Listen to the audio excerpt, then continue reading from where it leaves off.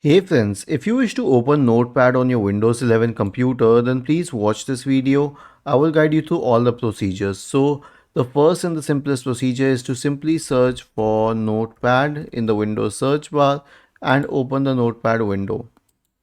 The next procedure is through Startup Apps. So, click on the Start button, click on Apps, and then scroll down and click on Notepad. The third method is through the run window. So press the Windows key and the R button together to open the run window. Type the word notepad and hit enter. This will open the notepad window. You can also open the command prompt window, and in the command prompt window type the word notepad and hit enter, and this will open the notepad window. Lastly, you can do it through PowerShell. So search for PowerShell in the Windows search bar and open PowerShell, and then type the word notepad and hit enter, and this will open the notepad window. Was this helpful?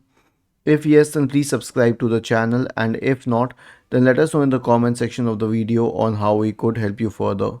Thank you for watching this video and have a nice day.